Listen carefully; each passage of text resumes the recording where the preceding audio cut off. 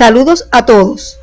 En la actividad orientadora anterior, estudiaron los contenidos relacionados con los efectos de los desastres sobre la salud, los problemas de salud comunes a los desastres, en particular los relacionados con la salud mental, el rol de la comunidad e importancia de su preparación ante eventos adversos, así como los trabajos de salvamento y reparación urgente de averías. En la actividad orientadora de hoy se tratarán elementos relacionados con la organización de la asistencia médica en caso de desastre, la evacuación médica, la atención médica prehospitalaria, la resección masiva de lesionados, en particular los intoxicados, así como el manejo masivo de cadáveres y el uso de suministros médicos en situaciones de desastre. Con el estudio de estos contenidos, ustedes serán capaces de explicar el proceso de organización de la asistencia médico-sanitaria en caso de desastre, ejecutar acciones para la resección masiva de lesionados y explicar los procedimientos para el manejo masivo de cadáveres y de suministros médicos.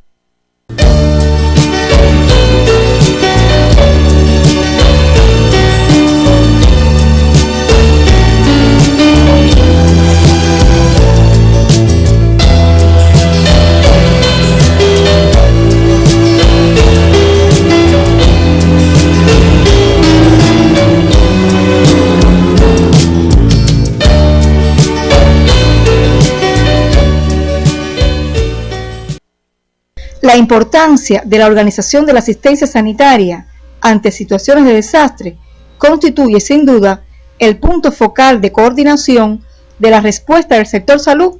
donde la atención médica desempeña un rol decisivo para salvar vidas como parte de las actividades de socorro, lo que exige que los profesionales de la salud vuelquen toda su capacidad técnica e iniciativa en la solución de problemas bajo condiciones críticas, donde no siempre están disponibles las facilidades y los medios que se ofrecen en situaciones normales. A su vez, debemos señalar que los atributos de respuesta de los servicios de salud no están limitados solamente a la prestación de los primeros auxilios. La atención médica debe estar estructurada como un sistema oportuno, escalonado, organizado y coherente, con la aplicación de técnicas apropiadas dentro de los esfuerzos que se realizan para alcanzar efectividad y eficiencia en las acciones que se desarrollen como parte de la atención a las víctimas ocasionadas por un evento adverso. Atención que se inicia con los elementos instructivos abordados desde tiempos normales. La organización de la atención médico-sanitaria reviste especial importancia en estos casos. No basta con que existan recursos materiales, estructuras físicas de gran complejidad y sofisticación,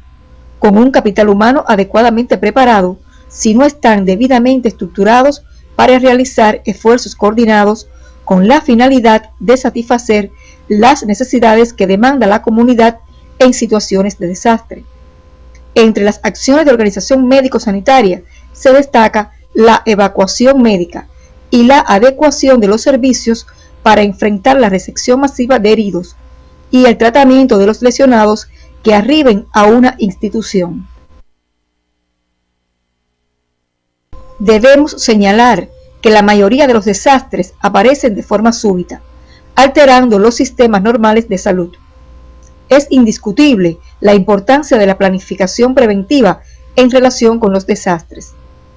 No basta la buena voluntad y el interés por los demás para eliminar o disminuir las graves consecuencias que suelen imponer los desastres a la población. Se requiere una planificación para las diferentes situaciones de desastre, que incluya la preparación continua de las personas que laboran en las instituciones de salud, así como el manejo adecuado de los suministros. Como estudiaron en los temas anteriores, los efectos sobre la salud de los desastres son múltiples e incluyen en algunos casos elevada mortalidad, que determina requerimientos especiales para el manejo masivo de cadáveres, acorde con las bases legales que cada país tiene reglamentado y bajo la estricta observancia de normas sanitarias que se establecen para dicho procedimiento. La mayoría de los sistemas de salud se organizan sobre una infraestructura de atención médica constituida por puestos de salud,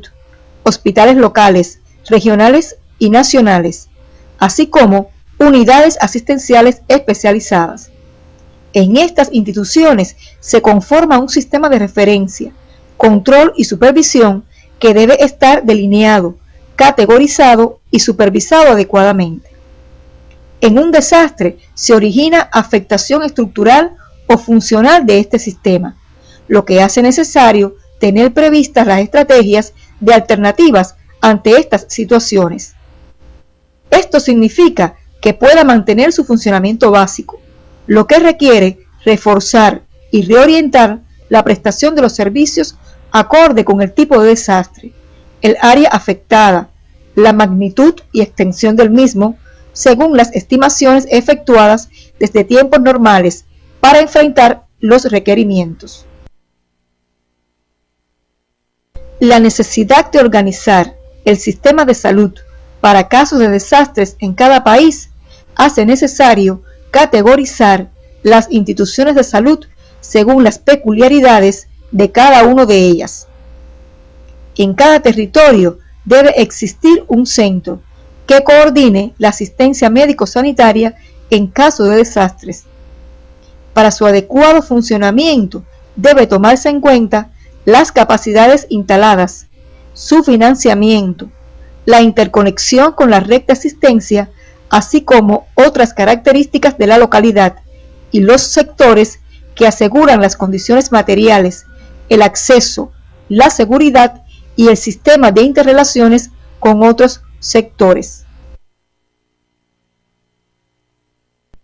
La Organización Panamericana de la Salud propone una clasificación de los centros asistenciales para casos de desastre, acorde a su nivel jerárquico, agrupándolos según los niveles: nacional para el más alto nivel,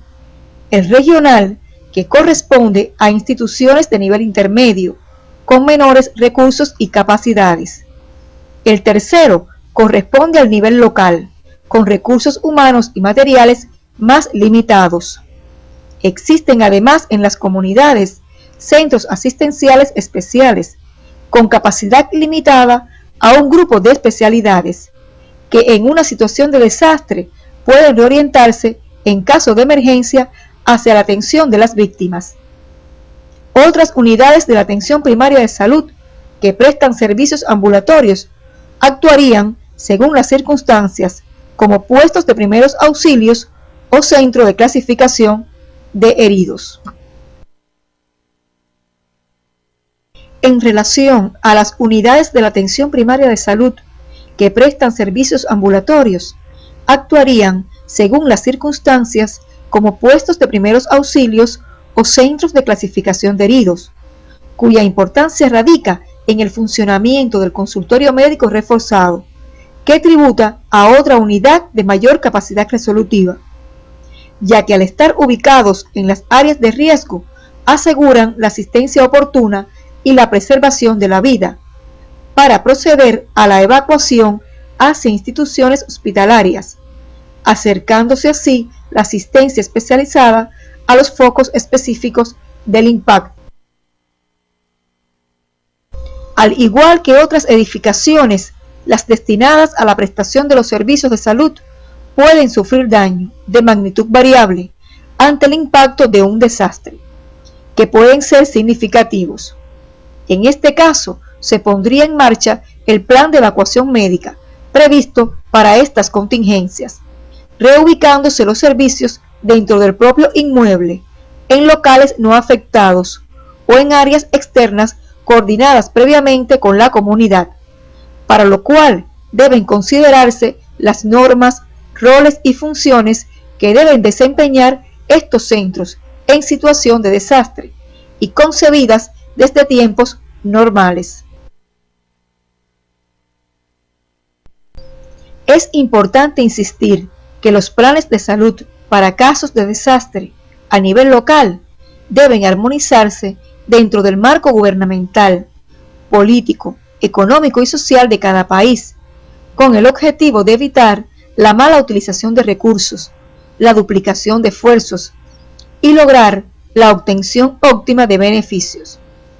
Otro elemento fundamental en la planificación sanitaria para casos de desastre es la inclusión de información de diversas disciplinas, sectores e instituciones, es decir, en él participan organismos responsabilizados como la salud pública, la educación, los servicios de pronósticos, la protección civil, los servicios básicos a la población, la construcción, así como las comunicaciones, el transporte, los medios de difusión masiva y asistencia social, entre otros. Cada uno de estos organismos e instituciones elabora su plan de acción específico en función de las responsabilidades que le corresponden por su encargo social, que se potencializa con la identificación y preparación previa de los líderes para situaciones de desastre. Estas actividades planificadas se deben desarrollar en las 3 fases del ciclo administrativo para la reducción de desastres, ya estudiadas en temas anteriores de la asignatura. Por su parte, es de vital importancia para la comunidad que funcionen adecuadamente los niveles de autoridad y coordinación establecida, ya que la falla o el resquebrajamiento de la disciplina y coordinación en el desarrollo de las acciones de los servicios de salud generadas por incoherencias en las interrelaciones establecidas desde tiempos normales conllevan a deficiencias en el cumplimiento de lo planificado y gastos innecesarios. Otro aspecto a tener en cuenta para el éxito en la organización de la atención médico-sanitaria en una zona de desastre es llevar a cabo las acciones siguientes: establecimiento de un puesto de mando para coordinar las actividades, evaluación rápida de la magnitud de los daños y consecuencias, habilitar áreas para la prestación de primeros auxilios a los lesionados, su clasificación e identificación, establecer las vías para la evacuación oportuna hacia otras unidades de salud que garanticen la continuidad de la atención de los lesionados, asignación de los medios de transportación y el personal entrenado para la evacuación y la activación de la reserva emergencial. Los procedimientos diagnósticos y terapéuticos para la atención a lesionados, politraumatizados y quemados han sido estudiados en otras asignaturas, por lo que en este tema nos referiremos solo a intoxicados por agentes químicos, dada la frecuencia con que ocurren desastres relacionados con estas sustancias en los diferentes procedimientos de su manejo, la elaboración, transportación, almacenamiento y el uso. En este momento se preguntarán, ¿cómo pueden prevenirse las intoxicaciones una vez que se ha producido el escape accidental de una sustancia peligrosa?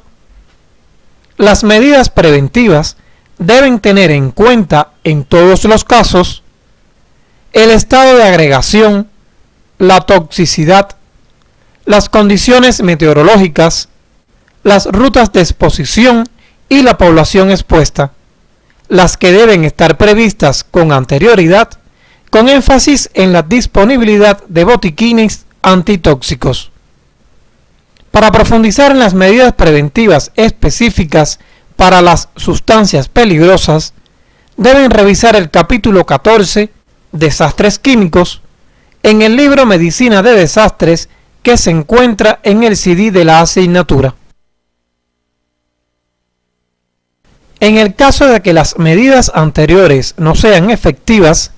aparecerán en la población expuesta personas intoxicadas como consecuencia del contacto epidérmico, la inhalación y la ingestión de una o varias sustancias químicas peligrosas.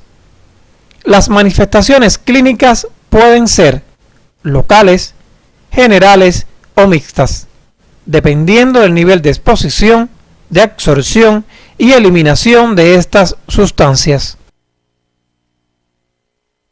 Las medidas a seguir ante un intoxicado están encaminadas a preservar la vida del lesionado, entre las que se encuentran evitar la acción continuada de la sustancia tóxica retirando al lesionado del lugar de exposición, eliminación rápida de la sustancia tóxica de la vía de entrada que impidan nuevas absorciones, eliminación de la sustancia tóxica absorbida, neutralización de los efectos producidos por las sustancias tóxicas mediante la administración de antídotos y el tratamiento de las alteraciones y daños surgidos en el paciente intoxicado.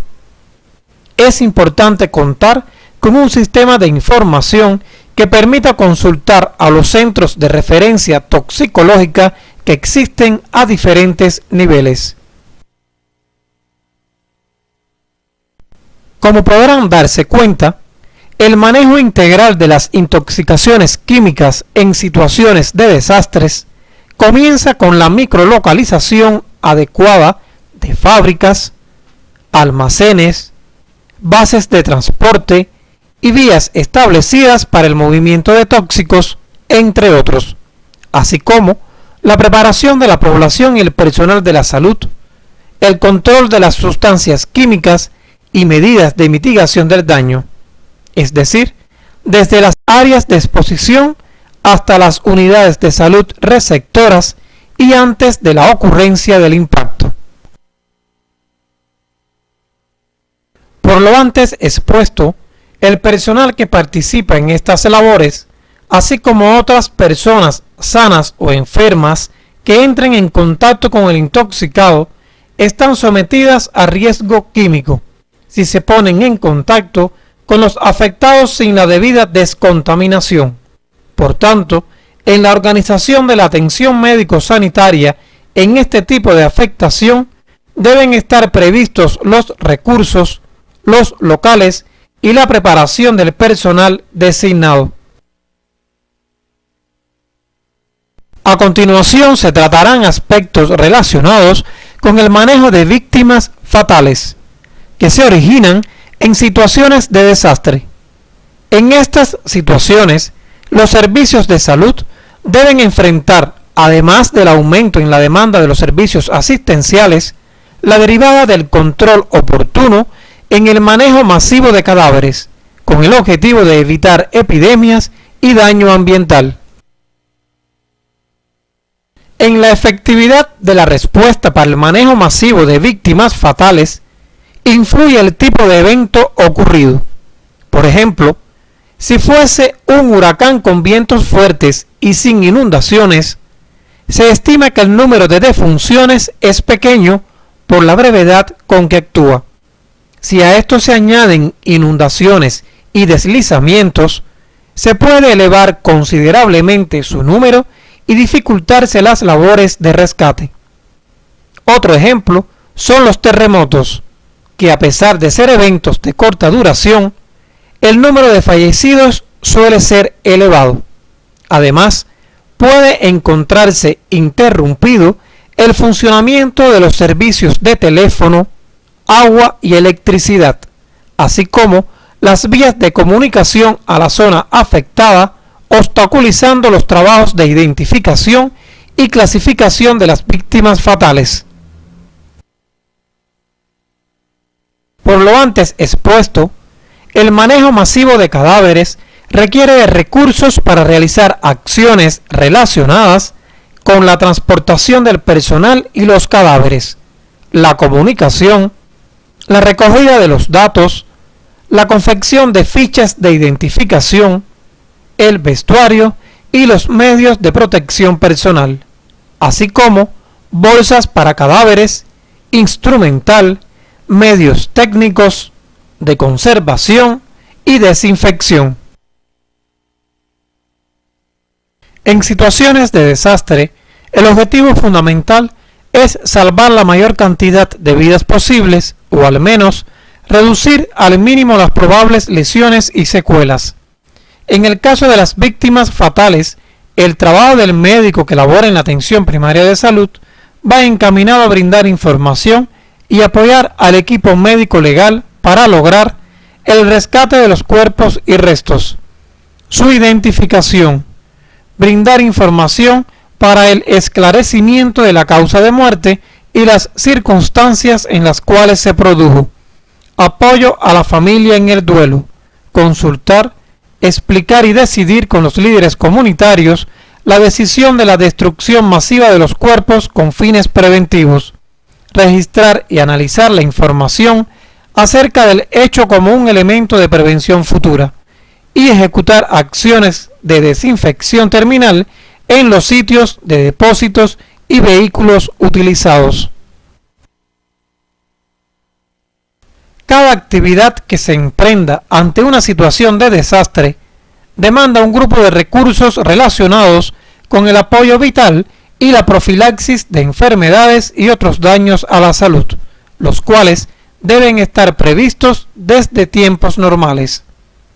Otros recursos de vital importancia para el restablecimiento de los servicios de salud una vez ocurrida la emergencia son el equipamiento de ingeniería sanitaria, los alimentos,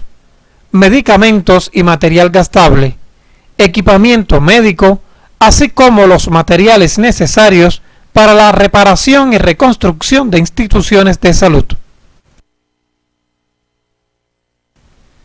Es importante tener en cuenta que los recursos locales son con los que cuenta la comunidad para enfrentar un evento adverso, ya que ellos contribuyen a la satisfacción de las necesidades sanitarias urgentes e inmediatas, por lo que resulta necesario su aprovechamiento óptimo. Los primeros envíos de ayuda humanitaria llegarán al país afectado a los principales puntos de entrega entre las 24 a 72 horas después del impacto, y las actividades de clasificación, almacenamiento y distribución suele exigir mucho tiempo, a veces semanas o meses, por lo que no se debe esperar por ellos para emprender las acciones inmediatas ante estas situaciones. Se insiste en que para la organización de la ayuda exterior, cada país debe contar con un sistema que se ocupe de registrar y clasificar las donaciones que llegan al territorio, y así su distribución llegue de forma equitativa hasta los beneficiarios. Para el suministro de recursos se requiere de un diagnóstico previo de necesidades que permite establecer reservas y movilizar recursos desde o hacia la zona de desastre, por lo que la comunidad debe disponer de reservas que puedan utilizarse inmediatamente después del impacto. En este sentido, es importante la rapidez con que estimen los daños con el fin de solicitar ayuda en caso necesario. Esta valoración debe ser integral y realizarse en la zona de desastre. Cada sector participante en la respuesta territorial tendrá realizados sus cálculos en requerimientos en recursos desde tiempos normales. Para profundizar en el manejo de los suministros médicos, les orientamos que en el estudio independiente de la semana revisen estos contenidos en el capítulo 5, Sistema de manejo de suministro en desastre, del libro Medicina de Desastres, que se encuentra en el CD de la asignatura. Los resultados de esta revisión serán analizados junto a su profesor durante la práctica docente. Ello contribuirá al desarrollo de habilidades administrativas para su futuro desempeño profesional. Se hace necesario puntualizar el nivel de resultados alcanzados en toda la actividad de enfrentamiento y proyección resolutiva de las grandes problemáticas de salud asociadas a situaciones de desastre.